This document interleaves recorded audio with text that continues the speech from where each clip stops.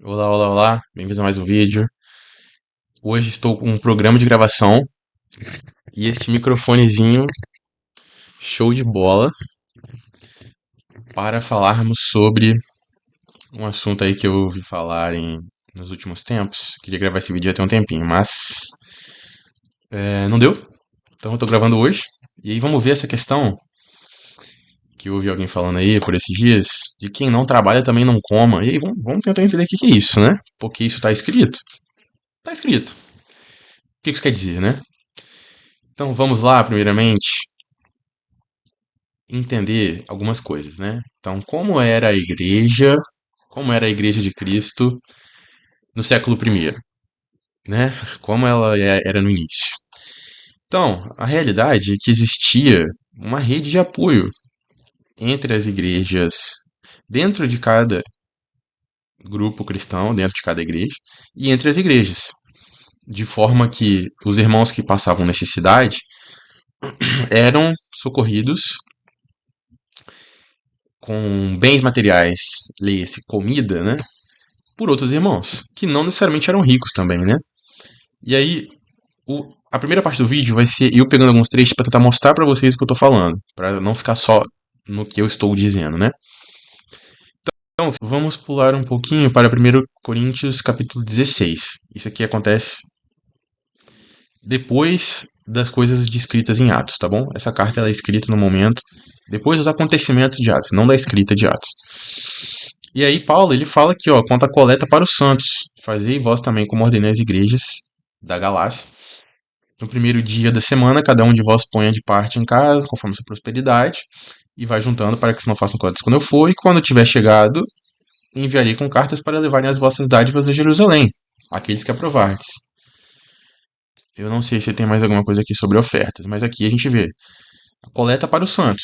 Então parece que em Jerusalém estavam passando por dificuldades, mas aqui a gente tem um outro indício de que uma igreja em um outro local estava fazendo coletas de recursos para mandar para outra igreja que precisava. Ou seja, mostrando para vocês essa rede de apoio que existia nas igrejas e entre as igrejas. E aí, em 2 Coríntios, capítulo 8, Paulo vai dizer: também, irmãos, vos fazemos conhecer a graça de Deus concedida às igrejas da Macedônia, porque no meio de muita prova de tribulação manifestaram abundância de alegria, e a profunda pobreza deles superabundou em grande riqueza da sua generosidade. Porque eles testemunham na medida das suas posses, e mesmo acima delas, se mostraram voluntários, pedindo-nos com muitos rogos, a graça de participarem da assistência aos santos. Aqui de novo. E não somente fizeram como nós esperávamos, mas também deram a si mesmos primeiro ao Senhor, depois a nós pela vontade de Deus. Ok. Então, mais uma evidência de que alguma igreja ajudaria uma outra igreja na assistência aos santos, beleza? Efésios capítulo 4. Efésios capítulo 4. Algumas exortações aqui que Paulo está fazendo à igreja de Éfeso, né? Fale a verdade ao seu próximo, irai-vos e não pequeis, não se ponha o sol sobre a vossa ira, nem deis lugar ao diabo. E aí ele vai dizer: aquele que furtava, não furte mais, antes trabalhe, fazendo com as próprias mãos o que é bom, para que tenha com que acudir ao necessitado. Aqui nem se está falando só da igreja, né? Mas, mais uma vez, uma evidência de ajuda a quem precisa. E aqui em 1 Timóteo, uma das últimas cartas que Paulo escreve, ele dá algumas orientações para Timóteo, que era um presbítero de uma igreja, né? Ele vai dizer: honra as viúvas verdadeiramente viúvas. Mas se alguma viúva tem filhos ou netos, que estes aprendam primeiro a exercer piedade para com a própria casa e a recompensar a seus progenitores, pois isto é aceitável diante de Deus. Aquela, porém, que é verdadeiramente viúva e não tem amparo, espera em Deus e persevera em súplicas e orações noite e dia. Entretanto, a que se entrega aos prazeres, mesmo viva, está morta. Difícil entender isso aqui, tá? Não vou entrar nesse mérito. Mas Paulo continua falando para Timóteo: prescreve, pois, estas coisas para que sejam irrepreensíveis. Ora, se alguém não tem cuidado dos seus, especialmente dos da própria casa, tem negado a fé, e é pior do que o descrente. Não seja inscrita senão viúva que conte ao menos 60 anos de idade, tenha sido esposa de um só marido, seja recomendada pelo testemunho de boas obras, tenha criado filhos, exercitado a hospitalidade, lavado os pés aos santos, socorrido a atribulados, se viveu na prática zelosa de toda boa obra, mas rejeita viúvas mais novas, porque quando se tornam levianas contra Cristo, querem casar, se tornando condenáveis por anularem o seu primeiro compromisso. Difícil entender isso aqui. Além do mais, aprendam também a viver ociosas, também a viver ociosas, andando de casa em casa, e não somente ociosas, mas ainda tagarelas e intrigantes, falando que não deve. Quero, portanto, que as viúvas mais novas se casem, criem filhos, sejam boas donas de casa e não deem ao adversário ocasião favorável de maledicência. E aí vai dizer, se alguma crente tem viúvas em sua família, socorras, e não fique sobrecarregada a igreja, para que a igreja, possa socorrer as que são verdadeiramente viúvas. Então, mais uma evidência de que existia... Mais uma evidência de que existia um apoio dado pela igreja, pela comunidade da igreja, a viúvas, enfim, pessoas que necessitavam de fato. E a gente vai chegar no ápice, né, no texto que a gente quer chegar, que é a segunda epístola de Paulo aos Tessalonicenses. E aí vamos entender rapidamente o que ele está falando aqui nessa carta, né? Capítulo 2. Irmãos, no que diz respeito à vinda de nosso Senhor Jesus Cristo e nossa reunião com Ele, nós vos exortamos a que não vos demovais da vossa mente com facilidade, nem vos perturbeis, quer por espírito, quer por palavra, quer por epístola, como se procedesse de nós, supondo tenha chegado o dia do Senhor. Ou, supondo que o dia do Senhor esteja próximo. Essas duas traduções existem, tá? Ninguém de modo nenhum vos engane, porque isso não acontecerá sem que primeiro venha a apostasia e seja revelado o homem da iniquidade, o filho da perdição, o qual se opõe e se levanta contra tudo que se chama Deus ou é objeto de culto, a ponto de assentar-se no santuário de Deus, ostentando-se como se fosse o próprio Deus.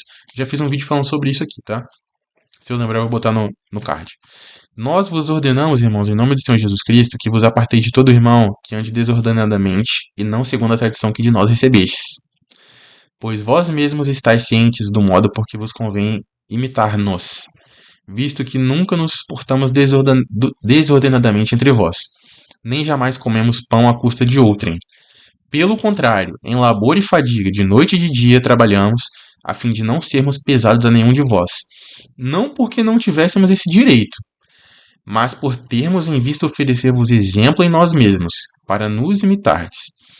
Porque quando ainda convosco vos ordenamos isto: se alguém não quer trabalhar, também não coma. Pois de fato estamos informados de que entre vós há pessoas que andam desordenadamente, não trabalhando, antes se intrometem na vida alheia. A elas, porém, determinamos e exortamos no Senhor Jesus Cristo que, trabalhando tranquilamente, comam o seu próprio pão. E vós, irmãos, não vos canseis de fazer o bem. Caso alguém não preste obediência à nossa palavra dada por esta epístola, notai. Nem vos associeis com ele para que fique envergonhado. Todavia, não o considereis por inimigo, mas adverti-o como irmão. Ora, o Senhor da paz, ele mesmo vos dê continuamente a paz em todas as circunstâncias. O Senhor seja com todos vós. E acabou a carta. Então, o cenário é uma igreja que, pelo menos em parte, acreditava que o dia do Senhor já estava chegando, ou já tinha chegado, e isso não era verdade. Paulo fala, isso não é verdade. E ele vai usar essa palavra aqui, que é difícil a gente traduzir, eu não sei como é que está em grego, né? Não sei qual é o termo que ele utiliza. Mas é meio difícil entender, desordenadamente. Desordenadamente. Alguns irmãos estão andando desordenadamente, é difícil falar essa palavra, desordenadamente entre vós. E não segundo a tradição que de nós recebestes, porque vocês estão cientes que convém imitar-nos, porque quando ainda convosco vos ordenamos isto: se alguém não quer trabalhar, também não come. Pois de fato estamos informados de que entre vós há pessoas que andam desordenadamente, não trabalhando, antes se intrometem na vida alheia. Então, vamos tentar entender. Hoje em dia, se a gente olhar para alguma pessoa em situação de rua que tem problema com vício em drogas, que às vezes passou por um trauma enorme na vida, e não só está na rua, a pessoa ela não, às vezes, gente, a pessoa voluntariamente não realiza higiene. Voluntariamente que eu falo não é que a pessoa gosta de estar suja, não é isso. Mas normalmente pessoas que estão na rua, na maioria dos casos que eu conheço, e eu conheço uma boa quantidade de casos, não é por falta de dinheiro, ponto, acabou. Normalmente não é esse o problema. O problema muitas vezes é um vício em droga, em que a pessoa vive em casa com a família, e a família, enfim, ou bota ela pra fora, ou ela mesma foge pra ficar na rua usando droga, ou teve algum trauma muito grande na vida, e aí meio que perdeu o rumo, ou não tem família, e aí acabou viajando, é de algum outro lugar e acabou viajando pra longe pra tentar conseguir algum emprego, não conseguiu, e não tinha pra onde ir, e foi pra rua. Assim, dificilmente é só o dinheiro. Dificilmente. Então, a situação hoje é de uma forma. Na época de Paulo, era de outra forma. E aqui, quando ele escreve essa carta, ele está escrevendo uma carta para a igreja. E a igreja, como a gente viu, era um grupo de cristãos que ajudavam outros cristãos que passavam necessidade. Então, se existia algum irmão na igreja que escolhia não trabalhar porque acreditava que Jesus já estava voltando, ou porque não queria trabalhar simplesmente e estava utilizando dos recursos da rede de apoio da igreja, eram dois problemas ao mesmo tempo. Primeiro, alguém que não estava trabalhando e que não ia conseguir contribuir para a rede de apoio da igreja. E o segundo é que estaria pegando recursos que seriam utilizados, que seriam enviados, melhor dizendo, para quem de fato precisava, como a gente viu lá, as viúvas acima de 60 anos, que não tinham filhos e tal. Tinha gente que precisava. Por força, por questão de força maior. Então, se alguém optava por não trabalhar, e ainda como o Paulo disse, se intrometendo na vida alheia, seja lá o que isso quer dizer, eram dois problemas ao mesmo tempo.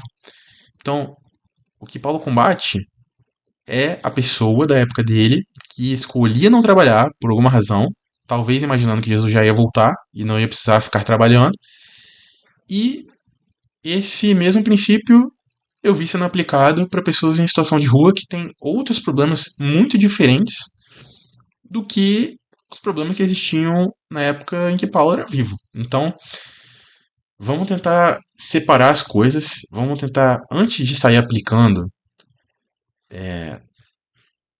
verdades bíblicas por aí, à torta e à direita, vamos primeiro entender o que o texto está dizendo no contexto em que ele foi escrito. Então vamos reconstruir as cenas, vamos reconstruir os cenários, vamos tentar entender como era a igreja, vamos tentar entender como eram as relações entre os cristãos. E aí a gente começa a entender o que os autores da Bíblia queriam dizer. E depois a gente tenta transpor para cá, da forma que for adequado. E não uma contextualização freestyle do que tá escrito. Então a gente vai acabar atribuindo algumas características ao cristianismo que ele não tem. E isso é um problema enorme, porque em primeiro lugar você está botando uma pecha em Deus, que ele não tem. Em segundo lugar, você está dizendo algo que os apóstolos não disseram. E como disse Pedro em alguma das cartas dele, que obviamente eu não vou achar agora, que ele fala sobre os escritos de Paulo, ele fala, Paulo escreve de forma difícil e tal, e alguns irmãos pervertem o significado dos escritos de Paulo para a própria condenação deles.